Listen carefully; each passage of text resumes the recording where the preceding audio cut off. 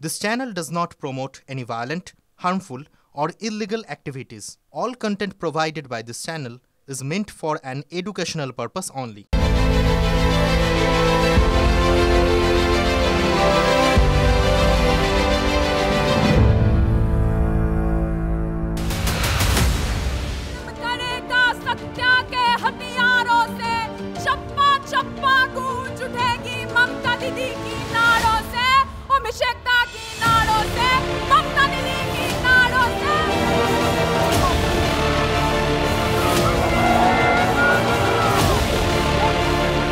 তৃণমূল ছাত্র পরিষদের মধ্যে এরকম মনোজিৎ মিশ্রের মতো দাদারা এখনো লুকিয়ে আছে। নমস্কার, ঠোঁটকাটা রাজা চট্টোপাধ্যায় আপনাদের প্রত্যেককে স্বাগত জানাচ্ছে। টিএমসিপির মধ্যে আরও অনেক মনোজিৎ আছে। কে বললেন কথাটা? নিশ্চয়ই চিনতে পারছেন ছবি দেখার পর। প্রেসিডেন্সির গেট টপকে এসএফআই এর মিছিলের সামনে একা দাঁড়িয়ে পড়া সেই মেয়েটাই ছিলেন 2023-এর 21শে জুলাইয়ের মঞ্চে সবচেয়ে বড় চমক। স্বপ্নদীপ কুণ্ডুর মৃত্যুর পর টালমাটাল সময়ে তার কাঁধেই যাদবপুর বিশ্ববিদ্যালয়ের টিএমসিপি ইউনিটের ভার তুলে দিয়েছিল দল। কিন্তু আরজিকর আন্দোলন চলার সময় শর্ট ফিল্ম তৈরি করার অপরাধে সাসপেন্ডেড হয়ে যান সোনারপুরের মেয়ে রাজন্যা হালদার এবং তার স্বামী প্রান্তিক। রাতারাতি রাজ্য রাজনীতির চেনা মুখ হয়ে ওঠা রাজন্যা তৃণমূলের অন্দরের খবর কিন্তু রাখেন, কারণ তৃণমূলের ভেতরে ইনার সার্কেলে তিনি দীর্ঘদিন ঘর করেছেন। সাসপেন্ড হলেও তৃণমূলের অন্দর থেকে তিনি মুছে যাননি বা হারিয়ে যাননি। এআই দিয়ে তৈরি তার নগ্ন ছবি ঘুরছে টিএমসিপি নেতাদের মোবাইলে, এমনই তার অভিযোগ। না না না, ছেড়ে দেব না, তোমায় হৃদ মাঝারে রাখবো, ছেড়ে দেব না, মমতা দিকে হৃদ মাঝারে রাখবো, ছেড়ে দেব না। আমাকে এখনো পর্যন্ত স্লাট শেমিং এর শিকার হতে হচ্ছে। ফেসবুকের বিভিন্ন কমেন্ট, বিভিন্ন পোস্ট যেখানে বলা হচ্ছে আমি 21শে জুলাইয়ের মঞ্চে বক্তব্য রাখার আগে কার সঙ্গে কি করেছি, কোট আনকোট, যেই কারণে আমাকে 21শে জুলাইয়ের মঞ্চে বক্তব্য রাখতে দেওয়া হয়েছে। তাহলে ভাবুন, এখনো পর্যন্ত কি চারা গাছ আমাদের সঙ্গে রয়েছে? আমাদের সেই যুব নেতা, আমাদের সেই ছাত্র যুব নয়নের মণি, আমাদের প্রিয় নেতা, আমাদের জননেতা অভিষেক বন্দ্যোপাধ্যায়ের তারুণ্যকে আমার কুর্নিশ, আমার প্রণাম। তুমি 21শে জুলাইয়ের মঞ্চে বক্তব্য রেখেছো, মমতা বন্দ্যোপাধ্যায়ের এত কাছে পৌঁছেছিলে এবং তোমার সাথে সুসম্পর্কও ছিল। এই যে তৃণমূল ছাত্র পরিষদের নেতারা বা কর্মীরা, তারা তোমার একটা নগ্ন ছবি নিয়ে পৈশাচিক আনন্দ উপভোগ করছে, এটা কি কোথাও তৃণমূল ছাত্র পরিষদের নেতৃত্ব বা মানসিকতাকে ব্যক্ত করে না? প্রথম কথা বলি, ওটা আমার নগ্ন ছবি নয়, এআই করা নগ্ন ছবি, যেখানে তোমাকে হিসেবে দেখানো হচ্ছে। একদমই একদমই বিভিন্ন রকমের এআই করা বিকৃত ছবি। এইসব দাদারা বলবো, জুনিয়রদের ডেকে ডেকে দেখাতো এবং পৈশাচিক আনন্দ উপভোগ করত। এবং সেই কারণেই আমি আরও জোরালো করে এই মন্তব্যটি করেছিলাম যে তৃণমূল ছাত্র পরিষদের মধ্যে এরকম মনোজিৎ মিশ্রের মতো দাদারা এখনো লুকিয়ে আছে। जब जब जुल्म करेगा सत्या के हथियारों से, चप्पा चप्पा गूंज उठेगी ममता दीदी की नाड़ों से, अभिषेक दा की नाड़ों से। যে এআই করা নগ্ন ছবি, সেই ছবি দেখিয়ে পৈশাচিক আনন্দ পাওয়া, এটা সাধারণ মানুষের রুচি হতে পারে? এই কারণেই তো আমি বলেছি এরাই সেই চারা গাছ যারা পরবর্তীতে মনোজিৎ মিশ্রের মতো পূর্ণ বৃক্ষে পরিণত হয়। এই কারণেই তো এটা বলেছি। প্রত্যেকে মনে রাখবেন যে বট গাছটা আমাদের মাথার উপর হাত রেখেছে সেটা মমতা বন্দ্যোপাধ্যায়, মমতা বন্দ্যোপাধ্যায়। মনোজিৎ মিশ্রর ফোনেও হয়তো এই ছবিটা ছিল।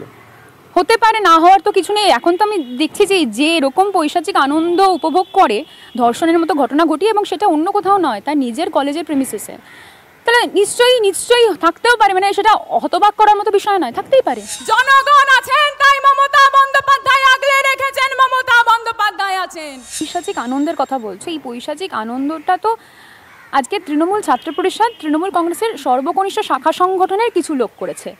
তা এইটা মানসিকতা যদি ব্যক্ত হওয়ার কথা বলো, তাহলে সেটা তাদের মানসিকতা ব্যক্ত হয়। আমি তৃণমূল ছাত্র পরিষদের কিছু গোষ্ঠী করেছে বলে সম্পূর্ণ তৃণমূল কংগ্রেসকে তো দায়ী করতে পারি না, এটা উচিত নয় করাটা। কিন্তু আমার বক্তব্যই যারা করছে এই কথাটা, এটা তো প্রথম নয় যে শুধু আমার সঙ্গে করা হচ্ছে। মনোজিৎ মিশ্ররা তো এরকম বিভিন্ন মেয়ের সঙ্গে করেছে, তোমাদের নিউজ চ্যানেলেই আমরা দেখতে পেয়েছি। তাহলে সেই উপযুক্ত ব্যবস্থাটা আমি যখন আগে থেকে বলে দিচ্ছি, তাহলে সেই উপযুক্ত ব্যবস্থাটা আমার মনে হয় নেওয়াটা খুব বাঞ্ছনীয়। सरफरोशी की तमन्ना अब हमारे दिल में है, देखना है जोर कितना बाजुए कातिल में है। তুমি কি পুলিশে বা সাইবার শাখায় এটা নিয়ে কোনো অভিযোগ জানাতে চলেছো? আমি এখনো পর্যন্ত জানাইনি, তার মানে ভবিষ্যতে জানাবো না এটা নয়। বিগত 2 দিনের মধ্যেও আমাকে কমপ্লেন এসেছে যে তোমার এই ছবিটা নিয়ে এখনো পর্যন্ত আমি বক্তব্য রাখার পর, আমি এটা কন্ডেম করার পরও হয়েছে। আমাদের কাছে সবাই একসঙ্গে বলুন দিদি আছে, আমাদের কাছে দিদি আছে। যদি আমি আজকে এদের বিরুদ্ধে কমপ্লেন করি না, নামটা কার আসবে? তৃণমূল কংগ্রেসের। আমি আমার দলকে রাস্তায় লজ্জায় নামাতে পারি না, তাই আমি এখনো ডিসিশন নিইনি। দেখা যাক, দল যদি আমাকে বলে সিদ্ধান্ত নিতে, আমি নিশ্চয়ই নেব। দল যদি বলে না সিদ্ধান্ত নেওয়ার দরকার নেই, আমরা দেখে নিচ্ছি কি করা যায় এদেরকে নিয়ে, তাহলে সেটা দলের ওপর। এই বিপুল জনস্রোত দেখতে পাচ্ছি, যার জন্য দেখতে পাচ্ছি তিনি আর কেউ নন, তিনি আমাদের মা, তিনি সেই ছাতা, তিনি সেই বটগাছ, আমাদের নেত্রী, জননেত্রী মমতা বন্দ্যোপাধ্যায়। তৃণমূল ছাত্র পরিষদের মধ্যে এরকম মনোজিৎ মিশ্রের মতো দাদারা এখনো লুকিয়ে আছে। এরাই সেই চারা গাছ যারা পরবর্তীতে মনোজিৎ মিশ্রের মতো পূর্ণ বৃক্ষে পরিণত হয়। মাত্র 2 বছর আগে 21শে জুলাইয়ের মঞ্চ মাতিয়ে দিয়েছিলেন রাজন্যা। তার মধ্যে বিপুল সম্ভাবনার রসদ দেখেছিলেন সিনিয়র নেতাদের অনেকেই। সেই মঞ্চে প্রবীণ ফিরহাদ হাকিম ছিলেন। আজ তিনি কি বলছেন? কে সেটা আবার কে রে? ও আগে পার্টি করতো, এই আমাকে এক্ষুনি তোর সম্বন্ধে যাটা বলছিল পেছন নিচে একটা পাগলা দাঁড়িয়ে, তার উত্তর তুই দিবি?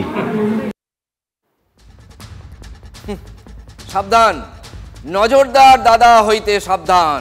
সাউথ ক্যালকাটা ল কলেজে শেষ কথা মনোজিতই, মানে এতদিন ছিলেন। পড়ুয়ারা বলছেন সর্বত্র এই মনোজিৎ দাদার নজরদারি চলতো। কিভাবে? কলেজের যে হোয়াটসঅ্যাপ গ্রুপগুলো আছে, মানে অফিসিয়াল কলেজ অ্যাডমিনিস্ট্রেশনের যে অফিসিয়াল অ্যাডমিন, যে অফিসিয়াল গ্রুপ, হোয়াটসঅ্যাপ গ্রুপ, সব কটা গ্রুপের অ্যাডমিন মনোজিৎ, মানে অস্থায়ী কর্মী হয়েও। কসবা ল কলেজে ডিজিটাল দাদাগিরি মনোজিতের।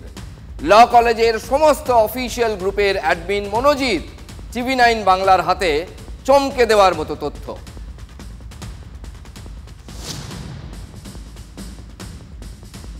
অস্থায়ী কর্মীর একেবারে একটা পাকাপাকি বন্দোবস্ত করে দেওয়া হয়েছিল। হোয়াটসঅ্যাপে ল কলেজের সমস্ত অফিসিয়াল গ্রুপের অ্যাডমিন মনোজিৎ ছিলেন। তার মানে কি ইন্টারাকশন হচ্ছে, যারা প্রশাসক কলেজের অন্দরে, তারা পরস্পরের সঙ্গে কি কথা বলছেন, সেই মত বিনিময়গুলো সেখানেই হতো। এবং তিনি সেখানে গোয়েন্দাগিরি করতেন নাকি, কিংবা তার মতামত হয়তো দিতেন। নজরদার দাদার নজর কিন্তু সর্বত্র। একেবারে এই দাদা সর্বত্র বিরাজমান, সব জায়গায় চোখ নাক কান হয়ে ঘুরে বেড়াতো দাদার অনুচরেরা, গোদা বাংলায় চররা। তারাও গোয়েন্দাগিরি করত কলেজের ভেতরে, কলেজের বাইরে।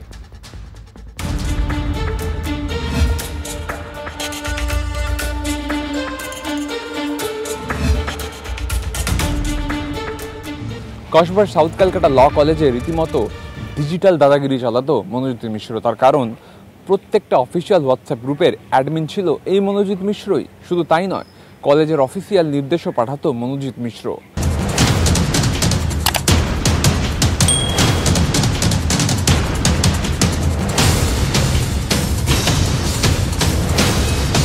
আমাদের কার সাথে কখন কি ঘটতে পারে আমরা জানি না, কারণ মনোজিৎ আমাদের ফলো করতো। অ্যাক্রোপলিস থেকে কালীঘাট স্টেশন অব্দি, মেট্রো স্টেশন অব্দি ওর পুরো চর লাগানো থাকতো। কসবা থেকে কালীঘাট পর্যন্ত টিম MM অর্থাৎ মনোজিৎ মিশ্র সাগরেদরা ফার্স্ট ইয়ারের মেয়েদের উপর নজর রাখতো। যে কোনো সময় কোনো মেয়েকে ইউনিয়ন রুমে দীর্ঘক্ষণ বসে থাকার জন্য কার্যত কড়া ভাষায় নির্দেশ দিত এই মনোজিৎ মিশ্র। তার জন্য ক্লাস করাও যেত না। আমাদের ইউনিয়ন রুমে মোটামুটি আমরা বসেছিলাম, একটি মেয়ে উঠে যেতে চাইছিল, যে বললো যে মনোজিৎ দা আমি একটু উঠে যাই, একটা ম্যামের ক্লাস আছে, আমি ক্লাসটা করে আসি। মনোজিৎ দা ওখানে ওকে থামিয়ে দিল, বললো তুই এখানে বস চুপচাপ, তুই জানিস আমার কত ক্ষমতা, আমি এক্ষুনি গিয়ে ক্লাস বন্ধ করে দিয়ে আসবো। সম্পূর্ণ সমস্ত অধ্যাপকরাও ভীষণ ভয় থাকে ওই একটি নামের।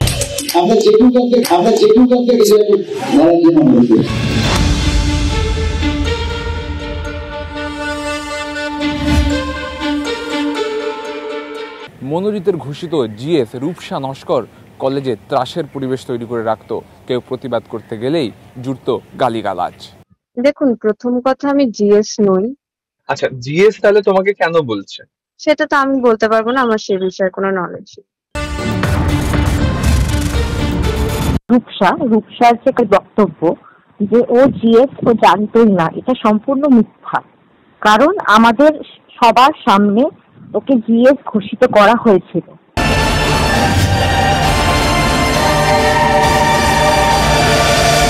মনোজিৎ মিশ্র কি তোমাকে জিএস করেছে এরকম কিছু ছাত্রছাত্রীদের মধ্যে বলেছিল? বলতে পারবো না, জানি না। সেটা মনোজিৎ মিশ্র নিজের মুখে বলেছিল।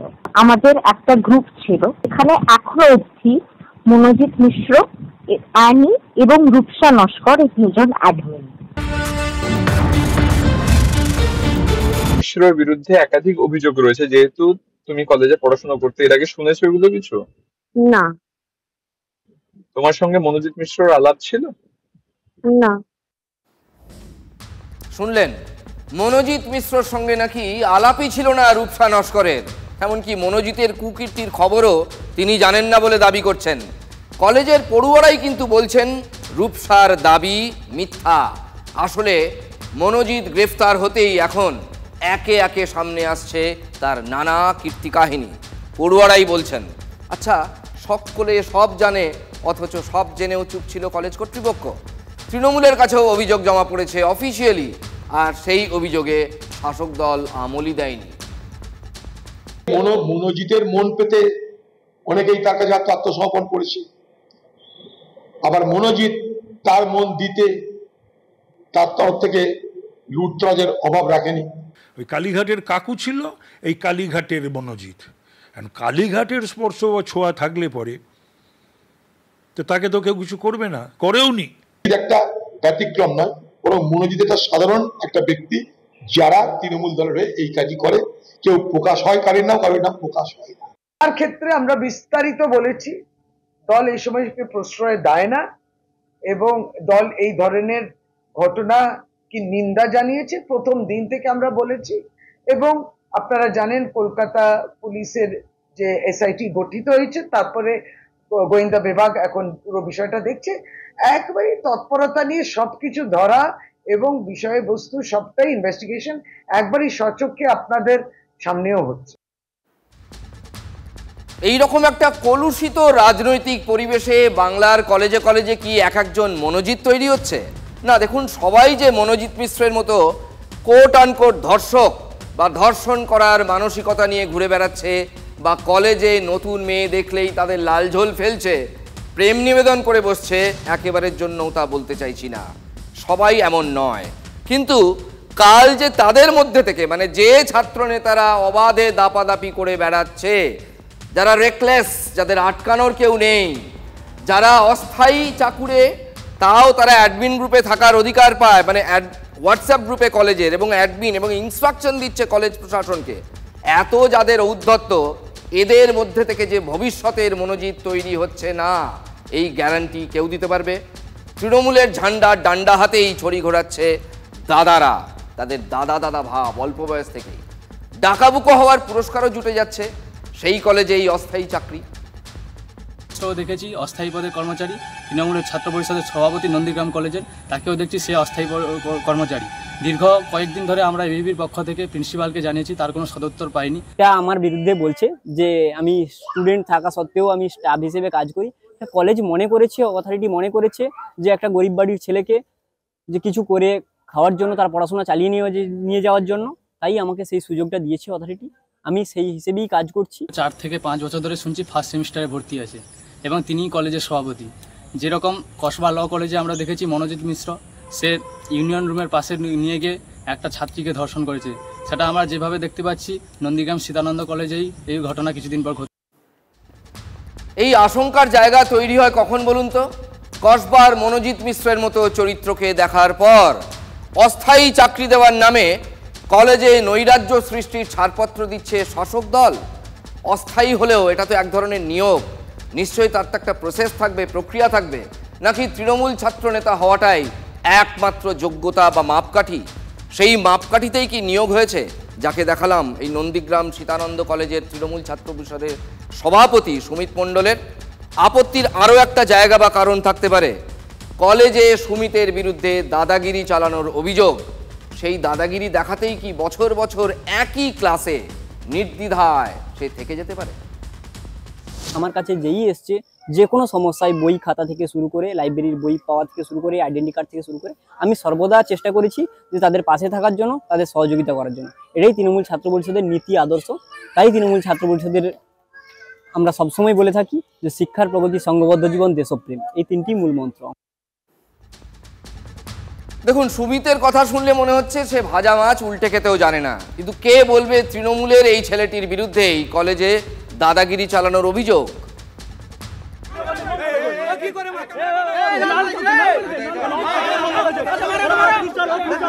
সীতানন্দ কলেজে কোনো এবিপির ছাত্র সংগঠন নেই। ওরা বাইরে থেকে কিছু বহিরাগত কিছুদিন আগে হাতে মদের বোতল নিয়ে এসে পতাকা মারতে এসেছিল। এর দ্বারাই বোঝা যায় যে ওরা কোন ধরনের ছাত্র সংগঠন থেকে আসে। ওরা বিজেপির অধুষ্ঠিত গুন্ডা বাহিনী। তাই ওদের কথায় কর্ণপাত করার মতো আমাদের সময় নেই। আরজিকর আন্দোলনের সময় থেকেই বিরোধীরা তৃণমূলের এই থ্রেট কালচারের কথা বলে আসছে। শাসক দল তৃণমূল কি বলবে? ভবিষ্যতের ডাকাবুকো নেতা তৈরি করছেন তারা। কলেজেই সেই রাজনীতির পাঠশালা। দেখুন, সবাই দাপাদাপি করছে কিনা এটা বলতে পারবো না, সেটা বলা উচিত নয়। কিন্তু কলেজে অস্থায়ী কর্মীর পদটা এখন তৃণমূলের অনেক ছাত্রনেতার হাতের মুঠোয়। হুগলির উত্তরপাড়া রাজা পেয়ারীমোহন কলেজ 2016 থেকে এ পর্যন্ত যে 27 জন অস্থায়ীভাবে চাকরি পেয়েছেন সেখানে, তাদের মধ্যে 10 জনই তৃণমূল ছাত্র পরিষদের যোগান দেওয়া বা সাপ্লাই করা। রাজা প্যারিমোহন কলেজ বর্তমানে গোটা রাজ্যের বুকে একটা দৃষ্টান্ত স্থাপন করেছে যে তৃণমূল ছাত্র পরিষদের নেতা হলেই সেই তৃণমূল ছাত্র পরিষদের নেতাকে ওই কলেজের অভ্যন্তরে অস্থায়ী চাকরি দেওয়া। উত্তরপাড়া না, সারা পশ্চিমবঙ্গের বিভিন্ন কলেজে, বিভিন্ন সেক্টরে এই তৃণমূল সরকারের যারা প্রতিনিধি আছে, যারা ঝান্ডা নিয়ে রাজনীতি করছে, তাদেরকে চাকরি দেওয়া হচ্ছে। কোনো নোটিফিকেশন বা কোনো বিজ্ঞপ্তি ছাড়াই তারা চাকরি পাচ্ছে। রাজা প্যারিমোহন কলেজটা একটা জায়গায় গিয়ে দাঁড়িয়েছে দুর্নীতিবাজদের আতুরঘর একদিকে, এবং অন্যদিকে যারা অত্যাচারী, যারা ছাত্রছাত্রীদের উপর অন্যায়ভাবে লুট করে, হামলাকারী, তাদের একটা পীঠস্থান তৈরি হয়েছে, লুম্পেনদের পীঠস্থান তৈরি হয়েছে রাজা প্যারিমোহন কলেজ। লুম্পেনদের রাজনীতি সিপিএম যা দেখিয়ে গেছে তার কাছে কেউ কিছু নেই, আর সব শিশু। এদের উপরে দিদির হাত আছে, অভিষেকের হাত আছে, সেই জন্যই এরা কলেজের মধ্যে বা বিভিন্ন সেক্টরে যা ইচ্ছা তা করে বেড়াচ্ছে। যে সময়টার কথা বলা হচ্ছে, উত্তরপাড়ার বিধায়ক তখন ছিলেন প্রবীর ঘোষাল। তিনি দাবি করলেন ইন্টারভিউ ছাড়া কোনো চাকরি দেওয়া হয়নি। আজকে যারা বলছে তখন কি তারা ঘুমোচ্ছিলেন নাকি? বলেননি কেন যে ইন্টারভিউ ছাড়া চাকরি হচ্ছে? এখন বলছেন কেন?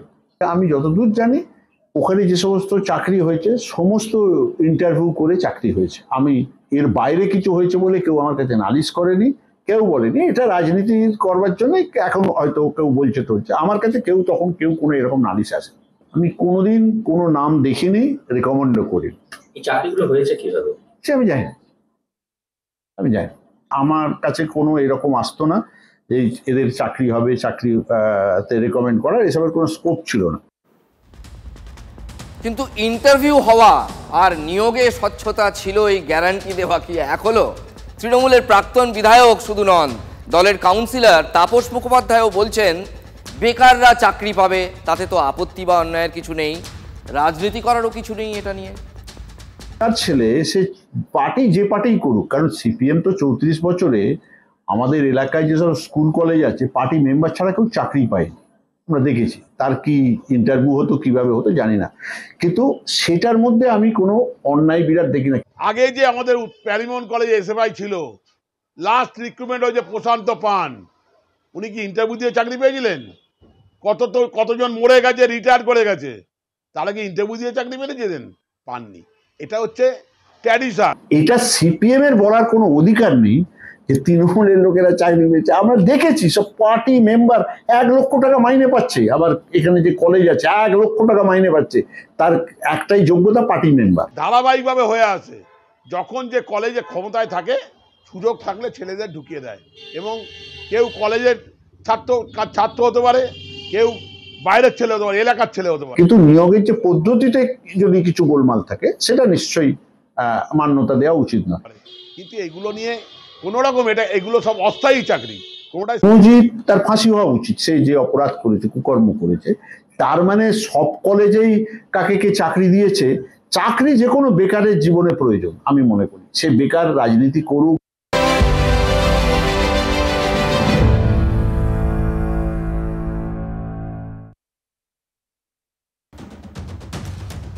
টানা বৃষ্টিতে বিপর্যস্ত উত্তরাখণ্ড, ধসের জেরে 5 দিন ধরে বন্ধ বদ্রীনাথ জাতীয় সড়ক, আপাতত বন্ধ চারধাম যাত্রা।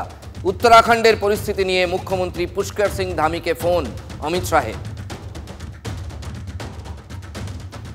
ভারী বৃষ্টিতে বিশাল ধস উত্তরাখণ্ডের সোনপ্রয়াগে, আপাতত বন্ধ কেদারনাথ যাত্রা। দর্শনার্থীদের সুরক্ষার কথা ভেবেই সিদ্ধান্ত প্রশাসনের। কেদারনাথ যাত্রা কবে চালু হবে এখনো জানায়নি প্রশাসন। হিমাচলে মেঘভাঙা বৃষ্টি ও ধসে মৃতের সংখ্যা বেড়ে দাঁড়ালো 63, নিখোঁজ বহু। আশঙ্কা বাড়িয়েছে 7 জুলাই পর্যন্ত সব জেলায় টানা বৃষ্টির পূর্বাভাস। হড়পা বান ও ধসে সবচেয়ে বেশি ক্ষতিগ্রস্ত মান্ডি জেলা। জলের তোড়ে ভেসে গিয়েছে কয়েকশো ঘরবাড়ি এবং 14টি সেতু। হিমাচল জুড়ে 500-র বেশি রাস্তা ব্যাপকভাবে ক্ষতিগ্রস্ত। কয়েকটি জেলায় বিচ্ছিন্ন বিদ্যুৎ ও পানীয় জলের সরবরাহ।